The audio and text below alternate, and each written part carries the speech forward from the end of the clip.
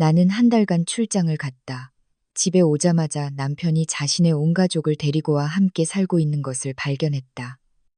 남편은 짜잔, 이제 다 같이 여기서 오래 살 거야 라고 말했다. 나는 대답했다. 이건 놀라운 일이 아니에요.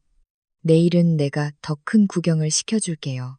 나는 정확히 한 달 동안 출장 중이었다. 그 한 달 동안 나는 계약, 견적서, 한밤중에 울리는 전화, 그리고 숙소 창가에서 급하게 먹는 도시락으로 정신없는 나날을 보냈다.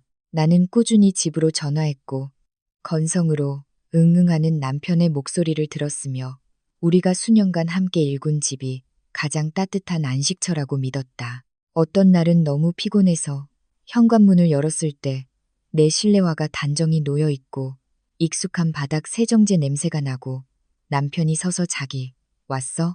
라고 한마디 물어봐 주기를 간절히 바랐다. 그날 오후 나는 KTX 역에서부터 우리 아파트까지 여행 가방을 끌고 왔다. 사람들은 멀리 가면 집이 그립다고 하지만 나는 물건들보다 집의 습관이 더 그리웠다. 내가 늘 앉던 의자, 직접 정리한 책장, 그리고 매일 밤 딸깍거리던 현관문 잠금 소리까지도. 내 이름은 박서연, 32살이고 무역회사에서 사업관리자로 일한다. 남편의 이름은 김민준, 나보다 2살 많고 평범한 사무직이다. 월급은 많지 않지만 지금까지는 온순하고 술, 여자, 도박 문제도 없었다. 단지 모든 사람을 만족시켜야 한다는 식의 정이 너무 많다는 게 흠이었다. 우리는 결혼한 지 5년 되었고 이 아파트는 우리 부부가 악착같이 모은 돈으로 샀다. 정확히 말하면 계약금의 대부분은 나와 우리 부모님이 보탰고 은행 대출은 내 수입이 더 안정적이라 내 이름으로 받았다.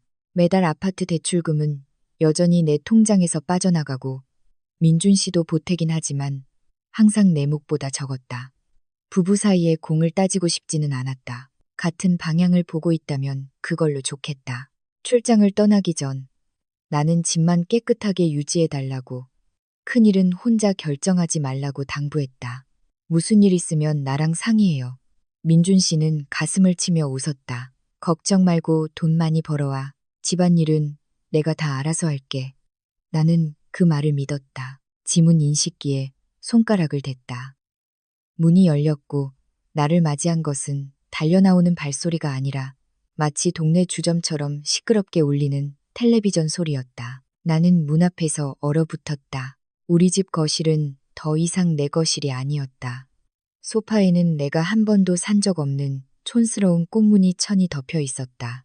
탁자 위에는 유리컵, 견과류 껍질, 과일 상자, 상표 없는 정체불명의 약병들이 어지럽게 널려 있었다. 공기 중에는 파스 냄새, 진한 보리차 냄새, 그리고 조리다만 음식 냄새가 뒤섞여 있었다. 소파에는 한 나이 든 남자가 다리를 벌리고 앉아 화면에 시선을 고정한 채 마치 오랫동안 자기 집이었던 것처럼 리모컨을 쥐고 있었다. 그 옆에는 한 나이 든 여자가 귤을 까면서 그 껍질을 내가 가장 아끼는 도자기 접시에 아무렇지 않게 올려놓고 있었다. 다른 쪽 구석에는 젊은 부부가 휴대폰에 고개를 숙인 채 내가 아껴두려고 사놓은 초콜릿을 소리내며 씹고 있었다. 한 조각도 먹어보지 못한 초콜릿이었다. 목이 바싹 마르는 것을 느꼈다. 주방에서 민준 씨가 나왔다. 내 애착 앞치마를 두른 채였다. 그는 선물을 자랑하는 아이처럼 환하게 웃었다. 자기, 왔어? 깜짝 선물이야. 내가 온 가족 다 여기로 모셨어. 같이 살면 좋잖아. 아버지, 어머니, 동생 민수랑 재수씨, 은영이. 아, 그리고 주말에는 여동생 민지도 올 거야. 이제부터 우리 집 북적북적하고 따뜻하겠지? 산다는 말에 심장이 차갑게 식었다. 며칠 놀러 온 것도 잠시 방문한 것도 아니었다. 산다는 것이었다. 나이든 남자가 나를 돌아보며 마치 은혜를 베풀듯 고개를 한 번 까딱했다. 나이든 여자는 나를 위아래로 훑어보더니 말했다. 왔냐? 피곤할 텐데 얼른 들어가서 옷 갈아입어라. 곧 저녁 먹게. 젊은 부부도 고개를 들었다. 젊은 남자가 웃으며 말했다. 형수님 오셨네요. 저 민수예요. 그의 아내는 작게 말했다. 은영이에요. 오시느라 힘드셨죠, 형수님. 나는 여행 가방을 끌고 안으로 들어갔다. 타일 바닥 위로 바퀴가 구르며 날카로운 소리를 냈다. 무심코 신발장을 내려다 보았다. 내 신발들은 깊숙이 처박혀 있었다. 그 앞에는 마치 하숙집처럼 온갖 종류와 크기의 낯선 신발들이 가득했다. 민준 씨는 여전히 웃고 있었다. 내가 기뻐하기를 기다리는 눈빛으로. 서연아, 어때? 너 기쁘게 해주려고 그런 건데. 나는 그를 한참 동안 쳐다보았다. 사실 내 머릿속은 텅 비어있지 않았다. 저 시끄러운 텔레비전처럼 복잡했다. 나는 은행 대출금을 생각했고, 보고서를 쓰기 위해 밤을 새웠던 날들을 생각했고, 구석구석 깨끗하게 유지했던 내 주방을 생각했고, 그리고 가장 기본적인 원칙을 생각했다. 집은 신성한 공간인데 지금 나는 손님처럼 들어와 있었다. 하지만 나는 소리치지도 울지도 않았다. 그저 민준 씨의 미소보다 더 달콤한 미소를 지었다. 여보, 나는 천천히 말했다. 이건 놀라운 일이 아니에요. 민준 씨가 눈을 깜빡였다. 그럼 뭔데? 안 기뻐? 나는 여전히 웃으며 말했다. 내일은 내가 더 큰 구경을 시켜줄게요. 거실 전체가 싸늘해졌다. 나이든 여자는 귤을 내려놓고 마치 버릇없고 낯선 며느리를 보듯 나를 쳐다보았다. 나이든 남자가 헛기침을 했다. 민수는 씹는 것을 멈췄고 은영은 몸이 굳었다. 민준 씨가 억지로 웃으며 말했다. 서연아, 왜 그래? 피곤해서 그런가 보다. 어서 방에 들어가서 쉬어. 나는 여행 가방을 끌고 침실로 향했다. 내 방문은 경계선처럼 닫혔다. 밖에서 사람들이 웅성거리는 소리가 들렸다. 요즘 서울 며느리들은 저래. 어렵다. 어려워. 오자마자 표정 관리도 안 하고 무슨 꿍꿍이인지 어디 한번 보자고. 나는 문에 등을 기댄 채 길게 숨을 내쉬었다. 그제야 깨달았다. 내가 피곤한 것은 출장 때문이 아니었다. 예고 없이 내 공간을 침범당했기 때문에 피곤한 것이었다. 그날 저녁 그들은 저녁상을 차렸다. 내 4인용 식탁에는 플라스틱 의자와 접이식 의자가 추가되었다. 상차림은 푸짐해 보였지만 내 마음은 텅 비어 있었다. 나는 주방문 가까운 자리에 앉았다. 보통은 일어나서 치우기 편한 사람이 앉는 자리였다. 나는 주위를 둘러보았다. 시아버지 박영철 씨는 텔레비전 옆 상석에 앉아 있었다. 시어머니 김정숙 씨는 남편에게 계속 반찬을 집어주며 명령하듯 말했다. 민수와 은영은 나란히 앉아 있었고 민준 씨는 가운데 앉아 억지 미소를 지으며 내 시선을 피했다. 시어머니는 음식을 다 씹고 나서 단호한 목소리로 말했다. 예, 내가 미리 확실히 말해두마. 나랑 아버지는 이제 여기서 쭉 살 거다. 시골은 덥고 집도 좁아서 아들 집에 와서 편하게 지내려고. 그리고 나중에 너희가 애 낳으면 내가 돌봐주기도 편하고. 나는 젓가락을 내려놓고 민준 씨를 쳐다보았다. 나랑 이 문제 상의한 적 있어요? 민준 씨가 우물쭈물했다. 그게 말하려고 했는데 미리 말하면 재미없을 것 같아서 너한테 깜짝 선물을 해주고 싶었어. 나는 가볍게 웃었다. 기쁜 웃음이 아니었다. 내가 남편으로 선택한 남자가 내 인생 전체를 바꾸는 결정을 단지 감동을 주기 위한 연극으로 여겼다는 사실이 어이가 없었다. 나는 차분한 목소리로 말했다. 당신의 놀라움은 내 공포 위에 세워진다는 거 알아요? 시어머니가 얼굴을 찌푸렸다. 어머, 이게 무슨 소리니? 내 아들 집에 내가 와서 사는데 누구 허락을 받아야 한다는 거냐? 그 말은 마치 돌멩이처럼 내 가슴에 날아와 박혔다. 나는 더 이상 시어머니를 보지 않았다. 민준 씨를 보았다. 어머니가 저렇게 말씀하시는데 당신도 그게 맞다고 생각해요? 민준 씨는 고개를 숙였다. 그는 침묵했다. 그의 침묵이 대답이었다. 나는 고기 한 점을 씹었지만 아무 맛도 느껴지지 않았다. 그리고 일어나서 아주 조용히 말했다. 저 피곤해서 먼저 들어갈게요. 나는 방으로 걸어 들어가 문을 닫았다. 밖에서는 다시 웅성거리는 소리가 들렸다. 나는 휴대폰을 열어 클라우드에 저장된 서류들을 확인했다. 주택 매매 계약서, 은행 이체 내역, 대출 상환 명세서. 나는 잔인한 짓을 하고 싶지 않았다. 단지 내 집에서 존중받을 권리를 되찾고 싶었을 뿐이다. 나는 이 실장이라는 이름으로 저장된 사람에게 짧은 메시지를 보냈다. 내일 오전 10시 저희 집으로 좀 와주세요. 휴대폰을 내려놓았다. 어둠 속에서 텔레비전 소리가 망치 소리처럼 들려왔다. 나는 내일 나의 구경거리가 이 집 전체를 침묵하게 만들 것이라는 것을 알았다. 다음 날 아침, 나는 아주 일찍 일어났다. 푹 자서가 아니라 머릿속이 전등을 켠 것처럼 화냈기 때문이다. 거실에서 실내화 끄는 소리, 시어머니 김정숙 씨의 헛기침 소리, 그리고 주방에서 달그락거리는 소리가 들렸다. 묽은 죽 냄새와 진한 보리차 냄새가 뒤섞여 익숙했던 내 집을 낯설게 만들었다. 민준 씨는 등을 돌리고 누워 있었다. 나는 그가 깨어 있다는 것을 알았다. 그의 등은 판자처럼 뻣뻣했다. 마주하기 싫을 때 잠든 척하는 사람들의 모습이었다. 나는 한참 동안 그를 바라보다가 조용히 불렀다. 민준 씨, 그가 작게 대답했다. 응? 내가 지금 이 집에서 소외당하고 있다는 거 느껴져요? 민준 씨는 침묵했다. 잠시 후 그가 돌아 누웠다. 눈이 충혈되고 굴했다.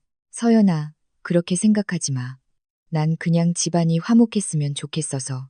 아버지 어머니 오시고 동생 내외도 오고 다 가족이잖아. 당신 가족이죠. 그럼 나는요? 내가 물었다. 목소리는 여전히 차분했지만 속은 누가 꽉 조이는 것 같았다. 당신은 집이 즐겁다고 했죠. 하지만 내가 즐거운지 물어본 적 있어요? 당신은 사람들을 데려와서 영원히 살게 해놓고 어머니가 내 아들 집이라고 말할 때 가만히 있었어요. 그때 내가 어떤 기분이었을 것 같아요? 민준 씨는 입술을 깨물며 어쩔 줄 몰라 했다. 난 어머니가 서운해하실까봐 무서웠어. 부모님이 시골에서 고생하시잖아. 네가 이해해 줄 거라고 생각했어. 이해하죠. 부모님 고생하시는 거 이해해요. 하지만 그 고생을 핑계로 당신 아내의 삶을 짓밟을 수는 없어요. 나는 그의 눈을 똑바로 쳐다보았다. 당신이 날 사랑한다면 내 경계를 지켜줘야 했어요. 난 부모님을 반대하는 게 아니에요. 내가 무시당하는 상황을 반대하는 거예요. 민준 씨가 입을 열어 무언가 말하려 했지만 밖에서 들려오는 시어머니의 목소리가 그의 말을 삼켜버렸다. 민준아, 일어나서 아침 먹어라. 서연이도 죽다 식으면 배탈 나. 나는 일어나 옷을 갈아입었다. 거실로 나가자 온 가족이 이미 자리에 앉아 있었다. 익숙하면서도 낯선 풍경이었다. 시아버지 박영철 씨는 등을 기대고 앉아 엄한 표정을 짓고 있었다. 김정숙 씨는 죽을 퍼서 내 앞에 놓아주었는데 마치 형식적으로 의무를 다하는 듯한 태도였다. 민수와 은영은 나란히 앉아 웃고 떠들면서도 내 눈치를 살피는 것이 역력했다. 그들은 내가 어젯밤에 말한 구경거리가 무엇인지 기다리고 있었다. 나는 먹지 않고 벽에 걸린 시계만 쳐다보았다.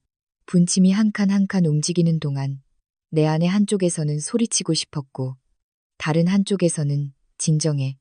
서연아, 집을 되찾고 싶으면 냉정해야 해 라고 속삭였다. 정확히 10시 초인종이 울렸다. 그 소리에 모두가 깜짝 놀랐다. 김정숙 씨가 숟가락을 내려놓으며 눈살을 찌푸렸다. 이 시간에 누구야? 내가 일어나 곧장 현관으로 가서 문을 열었다. 문 밖에는 이 실장이 서 있었다. 40대 중반의 여성으로 하얀 셔츠에 어두운 색 정장 바지를 입고 머리를 단정하게 묶고 있었다. 그녀는 소란을 피우러 온 사람처럼 보이지 않았다. 그녀는 나를 이해한다는 눈빛으로 바라보며 조용히 고개를 끄덕였다. 오셨어요? 내가 작게 말했다. 네, 괜찮으세요? 이 실장이 딱 들릴 만큼의 목소리로 물었다. 나는 웃었다. 괜찮아요. 들어오세요. 이 실장이 거실로 들어서자 집안의 분위기가 완전히 바뀌었다. 박영철 씨가 등을 꼿꼿이 세웠다. 김정숙 씨가 날카롭게 물었다. 누구신데 남의 집에 함부로 들어오십니까? 이 실장은 정중하게 인사했다. 안녕하세요, 아버님, 어머님. 제 이름은 이지연이라고 합니다. 서현 씨의 주택 서류 및 거주권 관련 업무를 돕고 있습니다. 오늘은 오해를 피하기 위해 몇 가지를 명확히 설명해 드리러 왔습니다. 김정숙 씨의 눈이 가늘어졌다. 주택 서류? 며느리가 남의 집일에 외부 사람을 끌어들여? 이건 집안 문제야. 내가 이 실장 옆에 앉았다. 목소리는 높지 않았지만 또렷했다. 어머님 말씀이 맞아요. 집안 문제죠. 하지만 어제 어머님께서 내 아들 집이라고 하셨기 때문에 제가 명확히 할 필요가 있다고 생각했어요. 이 집은 저희 부부의 집이고 저 또한 이 집의 주인입니다. 저는 존중받아야 해요. 민준 씨가 내 등 뒤에서 거칠게 숨을 쉬었다. 그가 마른 침을 삼키는 소리가 선명하게 들렸다. 이 실장은 서류 가방에서 깔끔하게 정리된 서류 사본 뭉치를 꺼냈다. 그녀는 도전하듯 서류를 테이블 중앙으로 밀지 않았다. 내 앞에 놓으며 온 가족에게 말했다. 목소리는 차분했다. 아버님, 어머님, 간단히 설명해 드리겠습니다. 이 아파트는 서연 씨와 민준 씨가 결혼한 후에 구입했습니다. 맞습니다. 하지만 계약금, 매달 상환하는 대출 원리금, 그리고 대출 명의자 모두 서연 씨가 주된 부분을 책임지고 있습니다. 이것은 공을 따지자는 것이 아니라 원칙을 확인하기 위함입니다. 이 집에 누가 장기적으로 거주할지를 결정하는 권한은 민준 씨 혼자가 아니라 부부 두 사람의 공동 동의가 있어야 합니다. 김정숙 씨가 벌떡 일어났다. 그게 무슨 소리야? 민준이는 내 아들이야. 내가 낳은 아들이라고. 내가 내 아들 집에 와서 살겠다는데 뭐가 잘못됐다는 거야? 나는 시어머니를 보며 천천히 말했다. 어머님께서 잠시 방문하시는 건 저도 기뻐요.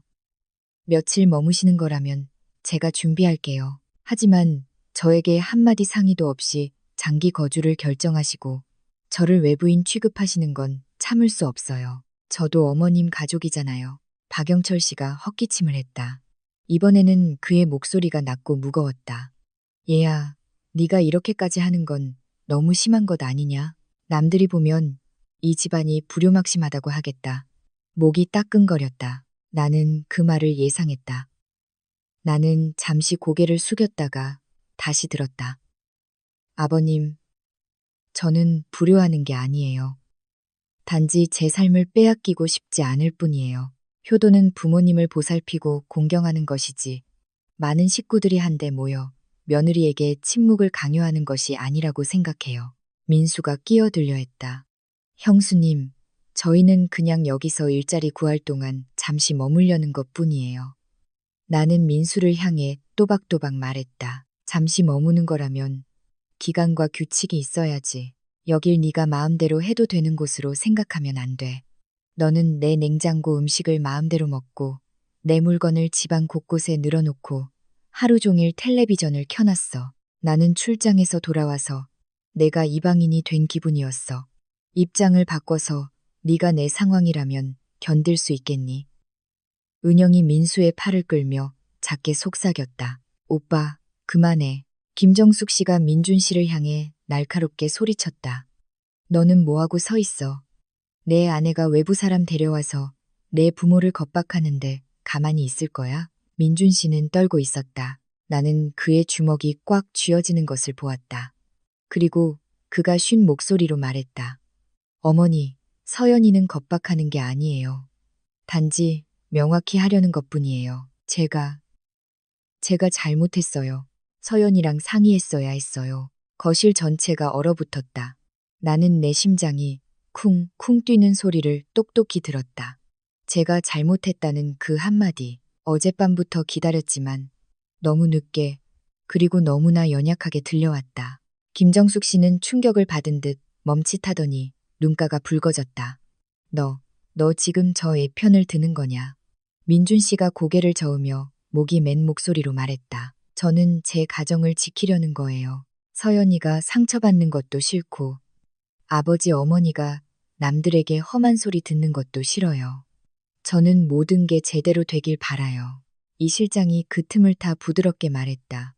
어머님, 아버님께서 민준 씨와 서연 씨를 아끼신다면 모두에게 합리적인 거주 방식을 정하는 것이 좋겠습니다. 서연 씨는 아버님 어머님께서 방문하시는 것을 막는 것이 아닙니다. 다만 장기 거주는 계획과 기간, 그리고 공동의 동의가 필요하다는 것입니다. 민수 씨와 은영 씨도 일자리를 구할 동안 잠시 머물고 싶다면 구체적인 기간을 정하고 생활비를 분담해야 합니다. 그렇게 해야 화목함도 지키고 집안의 질서도 지킬 수 있습니다. 나는 깊은 숨을 들이마셨다. 나는 누구도 길거리로 내쫓고 싶지 않았다. 단지 질서를 되찾고 싶었을 뿐이다. 나는 마치 나 자신에게 말하듯 천천히 말했다. 아버님, 어머님께는 일주일의 시간을 드릴게요. 시골 집을 정리하시거나 더 적합한 곳을 찾아보실 시간이요. 이건 내쫓는 게 아니라 정리를 부탁드리는 거예요. 그리고 민수 씨와 은영 씨에게는 2주를 줄게요.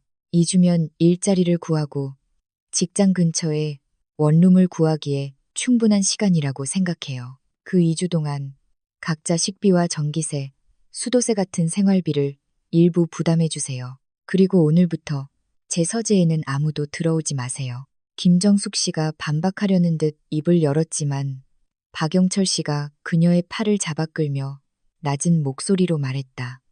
그만하시오. 며느리 말에도 일리가 있어. 나는 박영철 씨를 보았다. 갑자기 눈가가 뜨거워졌다. 이겨서가 아니었다. 마침내 어른 중 한 분이 내 말을 들어주었기 때문이었다. 민준 씨가 내 옆에서 머뭇거렸다. 서연아, 미안해. 내가 가족들한테 확실히 말할게. 이제 다시는 너 혼자 두지 않을게. 나는 그를 돌아보았다. 마음은 여전히 차가웠지만 작은 희망의 균열을 보았다. 나는 아주 가볍게 고개를 끄덕였다. 마치 상기시키듯이 나는 당신이 온 가족의 아들이 아니라 내 남편이라는 걸 알아주길 바랄 뿐이에요. 집에는 여전히 사람들이 많았고 공기는 무거웠다. 하지만 적어도 진실은 눈물이나 욕설이 아닌 품이 있는 목소리로 말해졌다. 그리고 나는 이 순간부터 싸움이 다른 국면으로 접어들 것이라는 것을 알았다. 그들은 반발할 것이고 다시 경계를 시험할 것이고 내가 무너지는지 지켜볼 것이다. 나는 굳건히 버텨야 했고 민준 씨도 선택해야만 했다. 그날 아침의 대화 이후 우리 집은 이상한 상태에 빠졌다. 더 이상 시끄럽지도 하루 종일 텔레비전이 켜져 있지도 않았지만 결코 평화롭지도 않았다. 마치 폭풍 전의 고요함처럼 모두가 바람이 어느 방향으로 불지 예측하기 위해 잠시 숨을 죽이고 있는 것 같았다. 시어머니 김정숙 씨는 하루 종일 내게 한마디도 하지 않았다. 나를 지나칠 때는 고개를 돌렸고 그릇을 일부러 세게 내려놓았으며 내가 주방에 들어설 때마다 보란 듯이 큰 한숨을 쉬었다. 시아버지 박영철 씨는 달랐다. 그는 말이 없었지만 나를 볼 때마다 예전처럼 날카로운 눈빛이 아니라 생각과 미안함이 섞인 눈빛을 보였다. 민수와 은영은 눈치를 보기 시작했다. 그들은 더 이상 텔레비전을 켜지 않았고 하지만 나는 그들이 마음속으로 수긍하지 않았다는 것을 알았다. 그 침묵은 이해가 아니라 다른 기회를 기다리는 인내였다. 민준 씨는 낯설어졌다. 그는 설거지, 청소, 과일 사오기 등 모든 것을 하려고 애썼다. 심지어 내가 침실에 앉아 있는데도 몰래 문자를 보냈다. 서연아, 정말 미안해. 일이 이렇게 심각해질 줄은 몰랐어. 나는 문자를 보고도 답장하지 않았다. 그를 괴롭히고 싶어서가 아니라 뭐라고 답해야 할지 몰랐기 때문이다. 미안하다는 말 한마디가 내 집에서 나를 더 안전하게 만들어주지는 않았다. 오직 오랜 시간의 행동만이 그것을 증명할 수 있었다. 그날 저녁 내가 서재에서 마무리하지 못한 계약서들을 검토하고 있는데 아주 조심스러운 노크 소리가 들렸다. 얘야, 나다. 문 좀 열어보렴. 할 얘기가 있다. 내가 일어나 문을 열었다. 김정숙 씨가 가슴에 팔짱을 낀 채 굳은 얼굴로 서 있었다. 그녀는 단도직입적으로 말했다. 내가 확실히 해두마. 네가 오늘 한 짓은 우리 부부를 무시한 거야. 외부 사람을 집에 데려와서 서륜이 권린이 하는 소리를 하는 건 이 집이 민준이 것이 아니라고 말하는 것과 뭐가 다르냐. 그녀의 목소리는 분노 때문인지 서러움 때문인지 떨리고 있었다. 나는 시어머니를 안으로 모시고 문을 닫았다. 온 가족이 듣게 하고 싶지 않았다. 나는 그녀와 마주 앉아 천천히 말했다. 어머님, 저는 이 집이 민준 씨 것이 아니라고 말한 적 없어요. 하지만 저 또한 얹혀 사는 사람이 아니에요. 저는 단지 제 가정의 일에 있어서 남편과 동등한 발언권을 갖고 싶을 뿐이에요. 시어머니가 비웃었다. 서울 며느리들은 말 하나는 참 잘해. 우리 시골에서는 며느리가 시집 오면 시댁을 따르는 법이야. 시부모가 아들 집에 와서 사는 건 당연한 일이라고. 나는 숨을 들이마셨다. 어머님, 시대가 변했어요. 저도 일하고 집 대출금 갚고 공과금 내고 생활비를 벌어요. 제 집에서 제가 이방인 취급을 받을 수는 없어요. 저는 전통을 부정하는 게 아니에요. 단지 존중을 부탁드리는 거예요. 시어머니는 한참 동안 나를 쳐다보더니 목소리를 낮추며 작게 말했다.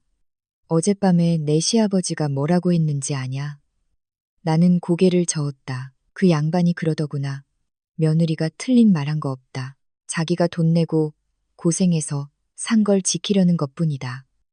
그 말을 들으니 내가 얼마나 화가 나던지. 내가 아들을 낳고 수십 년을 키웠는데 이제 그 아들 집에 살려면 며느리 허락을 받아야 한다니. 가슴이 무겁게 내려앉았다. 나는 시어머니와 적이 되고 싶지 않았다. 나는 더 부드러운 목소리로 말했다. 어머님, 저는 어머님께서 제게 허락을 받아야 한다고 생각한 적 없어요. 단지 의견을 물어봐 주시길 바랐을 뿐이에요. 서연아, 우리 당분간 너희 집에서 지내도 괜찮겠니? 그 한마디면 제가 존중받고 있다고 느꼈을 거예요. 시어머니는 침묵했다. 그녀의 눈가가 붉어졌다. 그녀가 내뱉은 한마디에 나는 잠시 할 말을 잃었다. 나는 늙어서 기댈 곳이 없을까봐 무서웠다. 시골의 낡은 집은 덥고 자식들은 찾아오지 않았다. 그녀는 여기에 오면 아들이 있고 나중에는 손주도 있을 거라고 생각했다고 했다. 목이 메었다. 처음으로 그녀의 무례함 뒤에 숨겨진 버림받을 것에 대한 두려움을 이해했다. 하지만 그 두려움이 그녀에게 내 삶을 짓밟을 권리를 주지는 않았다. 어머님, 저는 아버님 어머님을 길거리로 내쫓으려는 게 아니에요. 단지 이런 식으로는 오래 함께 살 수 없다는 거예요. 집집마다 생활 방식이 다른 법이에요. 가까이 살면서 서로 아끼는 게 한 집에 살면서 미워하는 것보다 낫잖아요. 시어머니는 더 이상 말없이 일어섰다. 방을 나가기 전 그녀가 돌아보며 말했다. 우리에게 일주일을 줬다고 했지. 그것은 잊지 않았다는 상기이자 경고처럼 들렸다. 그날 밤 민준 씨는 아주 늦게 침실로 들어왔다. 그는 침대 가장자리에 걸터앉아 눕지 못했다. 서연아, 어머니가 너한테 무슨 말 했어? 네, 어머니가 많이 화나셨어. 나는 그를 보았다. 어머니가 화나실까봐 두려워요. 아니면 내가 지칠까봐 두려워요. 민준 씨는 고개를 숙였다. 둘 다. 나는 한숨을 쉬었다. 민준 씨, 당신이 나서서 경계를 명확히 하지 않으면 부모님이 이사를 가신다고 해도 이 문제는 반복될 거예요. 나는 매번 외부 사람을 불러서 서류 이야기를 할 수 없어요. 당신이 필요해요. 민준 씨가 고개를 들었다. 눈이 충혈되어 있었다. 알아. 내가 비겁했어. 난 모든 사람을 만족시키려고만 했어. 하지만 이번에는 내가 말할게. 사흘 뒤, 이번에는 민수가 태도를 드러냈다. 저녁에 내가 요리를 하고 있는데 민수가 주방문에 기대서 반은 농담, 반은 진담으로 말했다. 형수님, 너무 빡빡하게 구시네요. 부모님이 잠깐 와 계시는 건데 벌써 내쫓으려고 하시고 나중에 형수님도 아들 낳으면 며느리가 이렇게 대하는 거 좋으시겠어요? 나는 돌아서서 민수를 똑바로 쳐다보았다. 나는 내쫓는 게 아니라 기한을 정하는 거야. 그리고 나는 나중에 내 자식에게 얹혀 살 생각 없어. 성인은 각자 자기 삶을 책임져야지. 가족이라는 이름으로 기생하면 안 돼. 민수가 비웃었다. 말은 참 잘하시네요. 근데 이 집, 우리 형 집이기도 하잖아요. 그렇게 빡빡하게 굴다가 남편 잃는 수가 있어요. 그 말은 무딘 칼날 같았다. 심장이 따끔거렸지만 티내지 않았다. 내 말은 반만 맞아. 이 집은 우리 부부의 집이야. 그리고 남편을 잃느냐 마느냐는 내가 경계를 지키기 때문이 아니라 내 형이 남편 역할을 하느냐 마느냐에 달렸어. 민수는 입을 다물었다. 그날 저녁 민준 씨가 온 가족을 불러 모았다. 나는 그의 옆에 앉았다. 그의 손은 미세하게 떨리고 있었지만 이번에는 그의 목소리가 회피하지 않았다. 아버지, 어머니, 민수야, 은영아, 제가 확실히 말씀드릴게요. 아버지는 여기서 일주일 더 계시다가 제가 모시고 시골로 내려갈게요. 그리고 나서 서연이와 상의해서 부모님께서 자주 오고 싶으시면 근처에 지낼 곳을 알아보도록 지원할게요. 민수랑 은영이는 2주 안에 이사해야 해. 내가 보증금은 보태줄게. 하지만 이제부터 이 집의 모든 일은 서연이와 상의해야 해요. 저는 제 아내가 더 이상 무시당하게 두지 않을 거예요. 김정숙 씨가 울음을 터뜨렸다. 박영철 씨는 한숨을 쉬었다. 민수는 얼굴이 하얘졌다. 은영은 고개를 숙였다. 나는 테이블 밑에서 민준 씨의 손을 잡았다. 내가 집에 돌아온 후 처음으로 그가 진정으로 내 편에 서 있다는 것을 느꼈다. 그날 밤 나는 천장에 누워 소리 없이 눈물을 흘렸다. 아파서가 아니라 지쳐서였다. 최소한의 존중을 지키기 위해 악역을 자처해야만 했던 것이 너무나 지쳤다. 나는 이것이 끝이 아니라는 것을 알았다. 시어머니는 여전히 분노할 것이고 민수는 억울해할 것이며 민준 씨는 다시 흔들릴 수도 있었다. 하지만 적어도 나는 첫 번째 경계선을 그었다. 그리고 만약 그 경계선이 다시 시험받는다면 나는 더 이상 물러서지 않을 것이다. 그날 저녁 가족회의 이후 집안의 분위기는 뭐라 형용하기 어려운 방식으로 변했다. 더 이상 활시위처럼 팽팽하지는 않았지만 그렇다고 따뜻하지도 않았다. 사람들은 마치 어쩔 수 없이 함께 사는 룸메이트처럼 행동하기 시작했다. 보이지 않는 균열을 건드릴까봐 말 한마디, 발걸음 하나하나를 조심했다.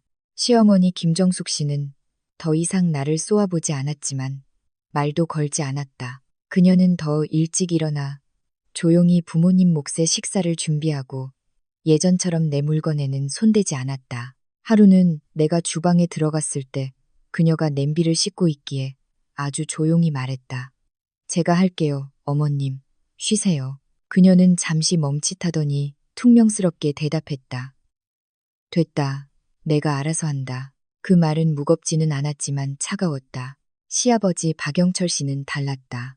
그는 먼저 내게 사소한 질문들을 하기 시작했다. 오늘은 몇 시에 퇴근하냐? 요즘 일은 많이 바쁘냐? 그럴 때마다 나는 예의 바르게 대답했다. 나는 그의 마음속에서 아들 편을 들고 싶은 마음과 며느리를 이해하는 마음이 싸우고 있다는 것을 알았다. 민수와 은영은 외출이 잦아졌다. 일자리를 구하러 간다. 면접을 보러 간다고 했다. 나는 묻지도 궁금해하지도 않았다. 다만 그들의 여행 가방이 여전히 방구석에 놓여 있고 짐을 쌀 기미가 보이지 않는다는 것만 눈여겨보았다. 민준 씨의 변화가 가장 뚜렷했다. 그는 더 일찍 퇴근했고 스스로 설거지를 하고 쓰레기를 버렸으며 더 이상 나를 내버려 두고 휴대폰만 들여다보지 않았다.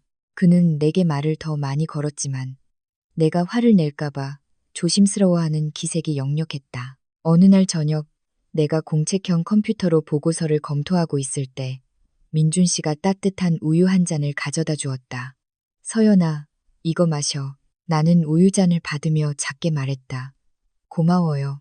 그는 침대 가장자리에 앉아 한참 침묵하더니 말했다. 내 결정 하나가 너를 그렇게 아프게 할 줄은 정말 몰랐어. 나는 컴퓨터를 닫고 글을 보았다. 당신은 몰랐겠죠. 당신은 늘 당신 가족을 우선시하는 게 익숙했고 나는 늘 혼자서 모든 걸 감당하는 게 익숙했으니까요. 민준 씨는 고개를 숙였다. 부모님이 서운해하실까봐, 불효자라고 하실까봐 무서웠어. 하지만 내가 서운해하면 너도 그분들만큼 아프다는 걸 잊고 있었어. 나는 대답하지 않았다. 용서하고 싶지 않아서가 아니라 말이 아닌 행동으로 그의 약속을 확인하고 싶었기 때문이다. 닷새째 되던 날, 일주일의 기한이 거의 다 되었을 때 시어머니는 짐을 싸기 시작했다. 그녀는 아주 천천히 마치 시간을 끌려는 듯 옷을 하나하나 접었다. 시아버지는 침대에 앉아 낡은 여행 가방을 보며 한숨을 쉬었다. 나는 방문 앞에 서서 도와야 할지 피해야 할지 망설였다. 결국 나는 방으로 들어갔다. 어머님, 제가 짐 싸는 거 도와드릴게요. 시어머니는 나를 보았다. 눈빛은 더 이상 날카롭지 않았지만 여전히 거리감이 느껴졌다. 됐다. 나 혼자 할 수 있다. 나는 고개를 끄덕이고 잠시 서 있다가 말했다. 어머님, 제가 아버님 어머님을 미워하는 게 아니에요. 단지 억울하게 살고 싶지 않을 뿐이에요. 시어머니는 침묵했다. 잠시 후 그녀가 피곤한 목소리로 작게 말했다. 나도 널 미워하는 게 아니다. 단지 며느리가 이렇게 대놓고 할 말 다 하는 게 익숙하지 않을 뿐이야. 시골에서는 우리 세대는 참고 사는 게 익숙했거든. 마음이 가라앉는 것을 느꼈다. 계속 참기만 하면 병이 돼요. 병이 되면 오래도록 서로 아끼기 힘들잖아요. 시어머니는 더 이상 아무 말도 하지 않았지만 처음으로 나는 그녀의 어깨가 축 처진 것을 보았다. 마치 무거운 짐을 내려놓은 사람처럼. 다음날 아침, 민준 씨가 부모님을 터미널에 모셔다 드렸다. 나는 따라가지 않았다. 화가 나서가 아니라 그 순간이 어색해지는 것을 원치 않았기 때문이다. 나는 집에 남아 거실을 정리하고 탁자를 닦고 시어머니가 소파에 덮어두었던 꽃무늬 천을 접었다. 버리지 않고 잘 접어서 장롱에 넣었다. 유쾌하지 않은 기억도 어쨌든 기억의 일부였다. 민준 씨가 돌아왔을 때 그의 눈은 붉었다. 부모님 가셨어. 나는 고개를 끄덕였다. 응. 그는 잠시 서 있다가 뒤에서 나를 가볍게 안았다. 미안해. 너를 악역으로 만들어서. 나는 돌아서서 그를 보았다. 나는 악역이 된 게 아니에요. 단지 짓밟히기를 거부한 사람일 뿐이에요. 그날 저녁 집은 이상할 정도로 넓게 느껴졌다. 더 이상 시끄러운 텔레비전 소리도 파스 냄새도 노인의 기침 소리도 들리지 않았다. 나는 소파에 앉아 처음으로 숨통이 트이는 것을 느꼈다. 하지만 그 평온은 딱 이틀밖에 가지 않았다. 사흘째 되던 날 민수가 일찍 귀가했다. 얼굴이 굳어 있었다. 형수님, 저랑 은영이 아무래도 며칠 더 있어야 할 것 같아요. 아직 일자리도 못 구했고 방도 못 구했어요. 나는 시계를 보았다. 2주의 기한이 끝나려면 나흘이 남아 있었다. 나흘 남았네. 만약 방을 못 구하면 내가 이틀치 숙박비는 보태줄게. 하지만 더 이상 여기서 지낼 수는 없어. 민수가 눈살을 찌푸렸다. 형수님, 너무 하시네요. 나는 차분한 목소리를 유지했다. 나는 처음부터 분명히 말했고 내 생각은 변하지 않았어. 민수가 비웃었다. 저희가 여기서 오래 머물면서 형수님 재산 축낼까봐 그러세요. 그 말에 온몸이 차가워졌다. 나는 민수를 한참 동안 쳐다보았다. 아니, 집을 잃을까봐 그래. 민수가 멈칫했다. 나는 말을 이었다. 밥 몇 끼 때문에 잃는다는 게 아니야. 경계가 무너져서 잃는다는 거야. 내가 한번 너희를 무기한으로 머물게 허락하면 나중에는 부모님이 다시 올라오실 거고 너는 다른 사람을 또 데려올 거고 나는 다시 내 집에서 이방인이 되겠지. 은영이 민수의 팔을 끌며 속삭였다. 오빠 그만해. 민수는 은영의 손을 뿌리쳤다. 당신은 맨날 무섭대. 바로 그때 민준 씨가 들어왔다. 그는 마지막 말을 똑똑히 들었다. 민수야, 그만해. 너희는 여기서 나흘만 더 지내는 거야. 나흘 뒤에 내가 너 방구하는 거 도와줄게. 서연이가 이 얘기를 다시 꺼내게 하지 마. 민수가 민준 씨를 쏘아보았다. 눈이 붉었다. 형, 친동생보다 저 여자 편을 드는 거야. 민준 씨가 피곤하지만 단호한 목소리로 대답했다. 나는 옳은 편을 드는 거야.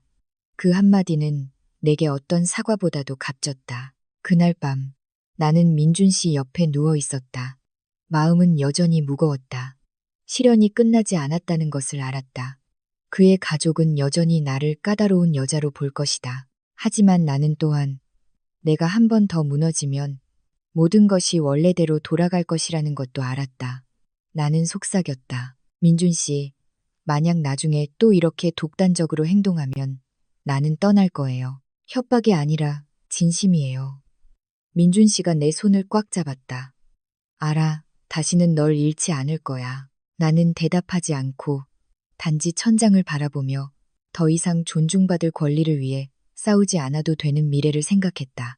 남은 나흘은 시계의 초침 소리가 내 인내심을 갉아먹는 소리처럼 들릴 정도로 느리게 흘러갔다. 나는 민수와 은영에게 더 이상 아무 말도 하지 않았고 친절하게 보이려고 애쓰지도 않았다. 나는 내 생활 리듬을 지켰다. 출근하고 퇴근하고 우리 부부 둘만의 식사를 준비하고 내 공간을 정리했다. 더 이상 그들의 몫까지 요리하지 않았다. 인색해서가 아니라 모든 것이 제자리에 있기를 바랐기 때문이다.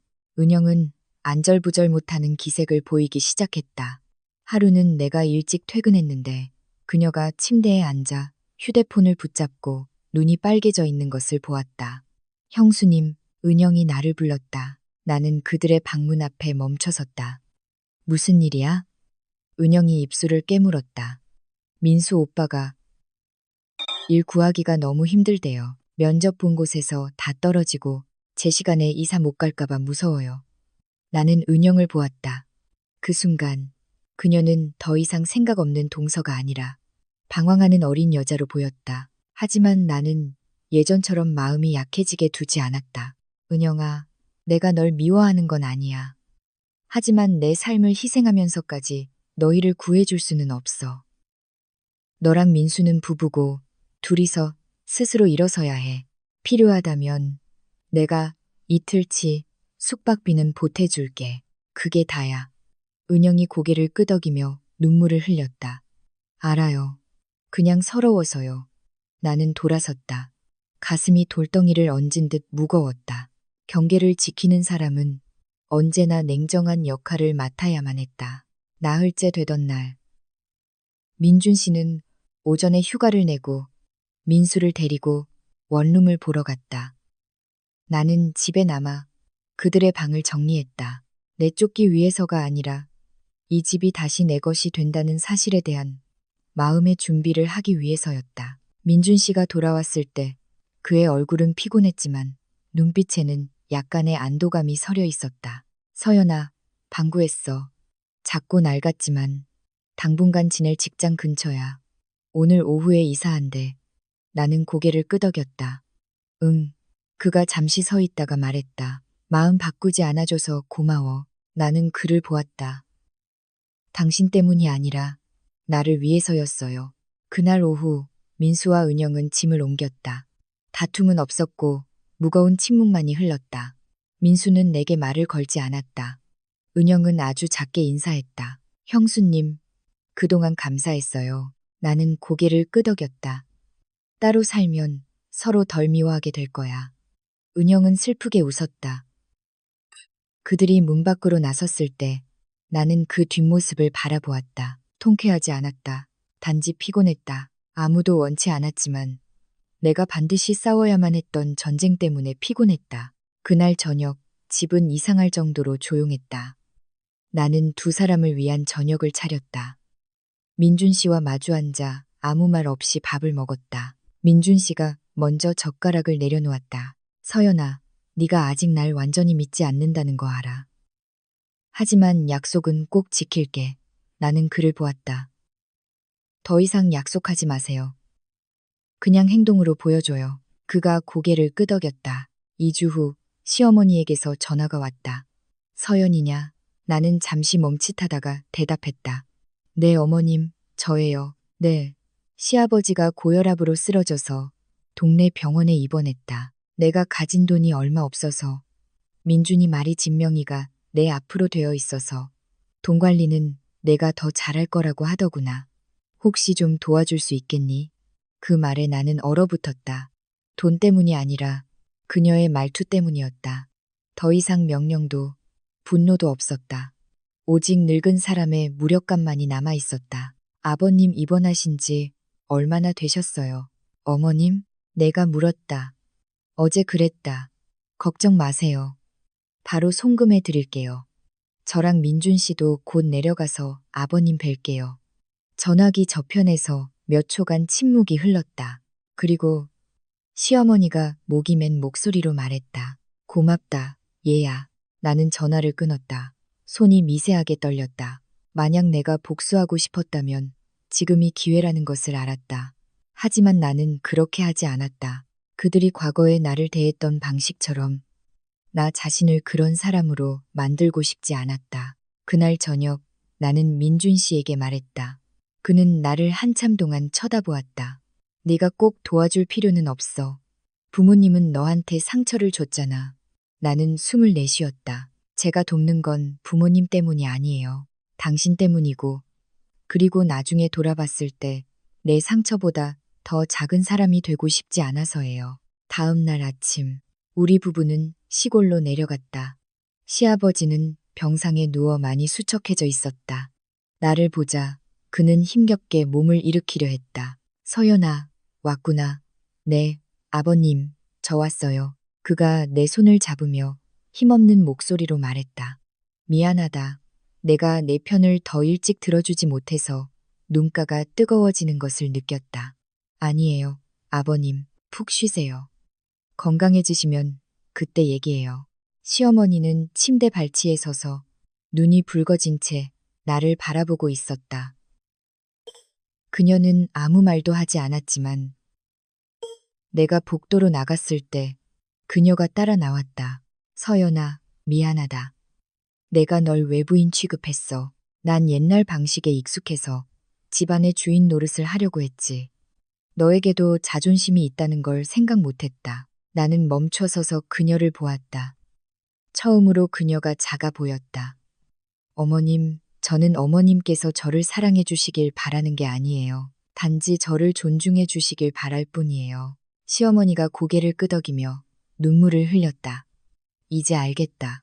그날 밤 나는 민준 씨의 옛방에 누워 있었다. 낮은 천장을 보고 밖에서 들려오는 벌레 소리를 들으며 마음이 진정되는 것을 느꼈다. 모든 것이 해결되어서가 아니라 마침내 나 혼자 애쓰지 않아도 된다는 생각 때문이었다. 도시로 돌아오는 길, 민준 씨가 내 손을 잡았다. 서연아, 만약 그날 네가 강하게 나가지 않았다면 난 아마 널 잃었을 거야. 나는 차창 밖을 보았다. 만약 그날 당신이 정신 차리지 않았다면 나는 이미 떠났을 거예요. 우리는 침묵했다. 하지만 이번의 침묵은 회피가 아니었다. 그것은 암묵적인 합의였다. 이제부터 이 가정에는 두 개의 동등한 목소리가 있어야 한다는. 나는 그 균열이 사라지지 않았다는 것을 알았다. 그것은 단지 메워졌을 뿐이고 우리 둘 중 하나라도 이 교훈을 잊는다면 다시 갈라질 수 있었다. 하지만 적어도 나는 더 이상 내 집에 들어가면서 손님처럼 느끼는 여자는 아니었다. 시아버지를 뵙고 온 후 모든 것이 가라앉았다고 생각했다. 잔잔한 호수 같은 평온이 아니라 큰 불이 꺼진 뒤에 잿더미 같은 고요함이었다. 겉보기에는 괜찮아 보이지만 작은 바람에도 다시 불씨가 살아날 수 있는 상태. 나와 민준 씨는 도시로 돌아와 예전의 삶으로 복귀했지만 우리 사이에는 새로운 층의 침묵이 생겼다. 더 이상 회피가 아닌 조심스러움이었다. 마치 낡은 나무다리를 막 건너온 두 사람처럼 너무 빨리 달리면 다리가 다시 무너질 수 있다는 것을 아는 듯했다. 민준 씨는 약속을 지켰다. 그는 더 이상 자기 가족과 관련된 일을 독단적으로 결정하지 않았다. 시어머니의 모든 전화를 스피커폰으로 함께 들었고 아버님 약값이 필요할 때마다 내게 먼저 물어봤다. 그는 이번 주말에 부모님 잠깐 오시라고 해도 괜찮을까? 또는 민수가 하루 놀러 오고 싶다는데 어떻게 생각해? 같은 아주 사소한 것들까지 묻기 시작했다. 그 질문들은 단순해 보였지만 내게는 한 남자가 남편이 되는 법을 다시 배우고 있다는 신호였다. 나는 더 이상 화가 나지 않았지만 완전히 안심하지도 못했다. 내 안의 한 부분은 언제나 모든 것이 원점으로 돌아갈 수 있다는 가능성에 대비하고 있었다. 석 달이 지났고 민수와 은영은 정말로 독립했다. 그들은 공단 근처에 작은 원룸을 얻었다. 민수는 창고 관리직을 구했고 월급은 적지만 안정적이었다. 은영은 카페에서 서빙을 했다. 그들은 우리 집에 거의 오지 않았고 올 때마다 미리 전화를 했다. 민수는 예전처럼 건방진 말투는 아니었지만 나와 친하지도 않았다. 은영은 나를 만날 때마다 내가 불편해할까봐 두려워하는 듯 아주 예의 바르게 형수님이라고 불렀다. 어느 날 오후 내가 보고서를 수정하고 있는데 초인종이 울렸다. 문을 여니 은영이 과일 봉지를 들고 서 있었다. 형수님. 형님이랑 형수님 뵈러 왔어요.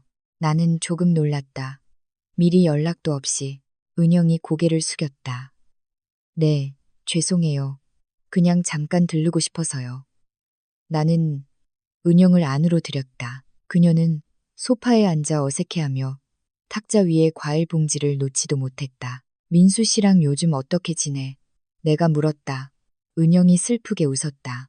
힘들지만 저희끼리 잘 헤쳐나가고 있어요. 따로 살아보니까 예전에 저희가 얼마나 생각 없었는지 알겠더라고요.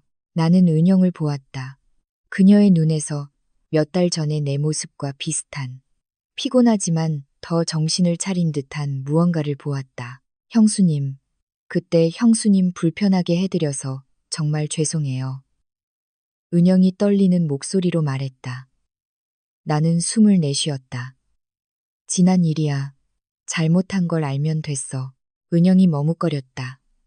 제가 온 건 시어머니께서 형님이랑 형수님 뵈러 며칠 올라오고 싶어 하셔서요. 어머님께서 저한테 먼저 형수님이 괜찮으신지 여쭤보라고 하셨어요.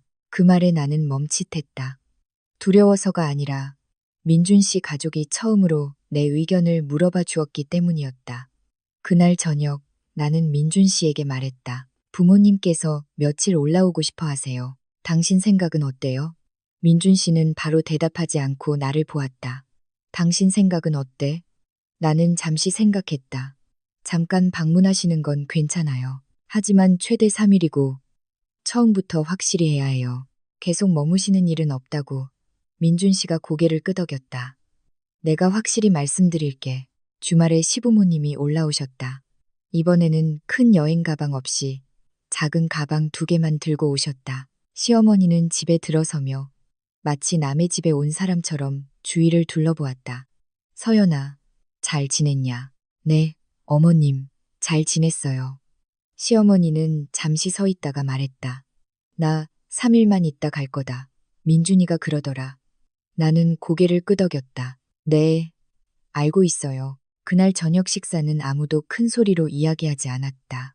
시어머니는 아주 천천히 식사했고 내 반찬에는 손대지 않았다. 시아버지는 내게 일에 대해 몇 가지 물었다. 분위기는 어색했지만 더 이상 팽팽하지는 않았다. 그날 밤 나는 거실에서 들려오는 시어머니의 헛기침 소리를 들었다. 얇은 담요를 가져다 주었다. 어머님, 이거 덮으세요. 따뜻하게요. 시어머니는 나를 보았다. 눈이 붉었다. 고맙다. 약속했던 3일이 지났다. 셋째 날 아침, 시어머니는 스스로 짐을 챙겼다. 서연아, 우리 오늘 오후에 내려간다. 나는 고개를 끄덕였다. 네, 시어머니는 무언가 말하고 싶은 듯 나를 보다가 그만두었다.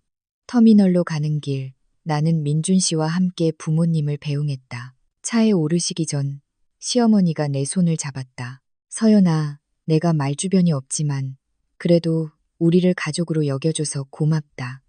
나는 대답했다. 어머님, 저를 존중해 주시기만 하면 저는 절대 아버님 어머님을 남으로 생각하지 않을 거예요. 시어머니가 고개를 끄덕였다. 나는 모든 것이 점차 나아질 거라고 생각했다. 하지만 인생은 결코 사람을 그렇게 오래 평온하게 두지 않았다. 어느 날 저녁 민준 씨가 늦게 귀가했다. 얼굴이 창백했다. 서연아, 방금 연락받았는데 아버지가 가벼운 뇌경색으로 쓰러지셨대. 나는 얼어붙었다. 뭐라고요? 욕실에서 넘어지셨대. 지금은 지방병원에 입원해 계시고 의사 말이 계속 옆에서 돌봐줄 사람이 필요하대. 마음이 꽉 조여왔다. 나는 시아버지를 미워하지 않았다. 나는 그를 용서했다. 하지만 내 머릿속에는 한 가지 질문이 선명하게 떠올랐다. 이번에는 나의 경계선이 어디에 서야 할까? 우리는 그날 밤 바로 시골로 내려갔다. 시아버지는 왼쪽 반신이 마비된 채 누워 계셨고 말씀도 어눌하셨다. 시어머니는 침대 옆에 앉아 눈이 잡했다. 의사 말이 내 아버지는 적어도 석 달은 누가 돌봐줘야 한단다. 나는 늙어서 혼자서는 감당할 수가 없어. 얘야, 제발 부탁이다. 우리 당분간 너희 집에서 지내게 해다오. 그 말에 가슴이 무겁게 내려앉았다. 더 이상 놀러 오거나 며칠 머무는 문제가 아니었다. 병든 노인을 돌볼 사람이 없는 상황이었다. 나는 민준 씨를 보았다. 그는 나를 보았다. 그의 눈빛은 간절했지만 어머니를 대신해 말하지는 못했다. 만약 내가 안 된다고 말하면 나는 잔인한 여자가 될 것이고, 된다고 말하면 내가 힘들게 세운 경계선을 내 손으로 무너뜨리는 셈이었다. 나는 깊은 숨을 들이마셨다. 어머님, 저랑 민준 씨가 상의해 볼게요. 지금 바로 약속드릴 수는 없어요. 시어머니가 울음을 터뜨렸다. 민준 씨가 내 손을 꽉 쥐며 속삭였다. 서연아, 나는 눈을 감았다. 진짜 시련은 이제부터 시작이라는 것을 알았다. 그날 밤 나는 잠들지 못했다. 병원 근처 여관의 딱딱한 침대에 누워 얼룩진 천장을 보며 아버지의 희미한 숨소리를 들었다. 머릿속에서는 두 사람이 나를 양쪽으로 잡아당기는 것 같았다. 한쪽에는 병상 끝에 웅크리고 앉아 눈물을 흘리며 신세를 지게 해달라고 비는 시어머니의 모습이, 다른 한쪽에는 출장에서 돌아와 내 집이 하숙집으로 변한 것을 보고 내가 빚을 갚고 있는 아파트에서 이방인이 되었던 기억이 있었다. 나는 옆으로 누운 민준 씨를 보았다. 그도 눈을 뜨고 있었다. 그 역시 잠들지 못했다는 것을 알았다. 앉아요. 내가 작게 물었다. 잠이 안 와. 민준 씨가 쉰 목소리로 대답했다. 서연아, 네가 얼마나 힘든지 알아. 하지만 아버지는 이제 혼자서는 아무것도 못해. 어머니는 연로하시고 시골에는 도와줄 사람도 없어. 나는 침묵했다. 그 모든 것을 알고 있었다. 나는 무정한 사람이 아니었지만 성인군자도 아니었다. 민준 씨, 나는 천천히 말했다. 만약 부모님이 우리와 함께 살게 되면 당신은 나를 위해 경계를 지켜줄 수 있어요? 아니면 모든 게 예전처럼 돌아가고 나는 다시 내 집에서 이방인이 될까요? 민준 씨가 나를 돌아보았다. 눈이 붉었다. 다시는 그런 일이 없게 할게. 약속해. 나는 피곤한 목소리로 숨을 내쉬었다. 약속은 이미 많이 했어요. 민준 씨. 이번에는 약속이 아니라 구체적인 계획이 필요해요. 민준 씨는 한참 침묵하더니 말했다. 부모님이 오시면 낮 동안 아버지를 돌볼 간병인을 고용할게. 모든 짐을 너나 어머니에게 지우지 않을 거야. 그리고 어머니께도 확실히 말씀드릴게. 아버지가 나아지시거나 더 장기적인 해결책을 찾을 때까지만 임시로 계시는 거라고. 나는 그를 보았다. 믿고 싶었지만 연로한 환자가 집에 있으면 모든 서류상의 계획은 감정 앞에서 쉽게 무너진다는 것을 알고 있었다. 다음 날 아침 나는 병실로 들어갔다.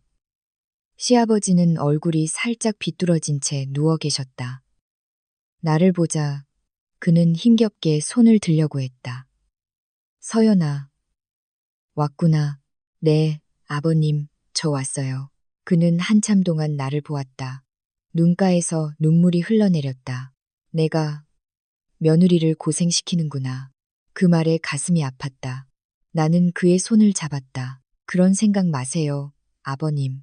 푹 쉬면서 병이나 나으세요. 시어머니가 내 등 뒤에서 떨리는 목소리로 말했다. 서연아, 내가 널 힘들게 하는 건 알지만 정말 어떻게 해야 할지 모르겠다. 나는 돌아서서 시어머니를 보았다. 그녀의 눈빛에서는 더 이상 예전의 고집센 여자가 아니라 남편을 잃을까 두려워하는 늙은 아내의 모습이 보였다. 어머님, 내가 아주 조용히 말했다. 제가 안 된다고 말하는 건 아니에요. 하지만 조건이 있어요. 만약 아버님 어머님께서 저희와 함께 지내시게 되면 저희 집 규칙을 따라주셔야 해요. 예전처럼 모든 것이 엉망이 되게 둘 수는 없어요.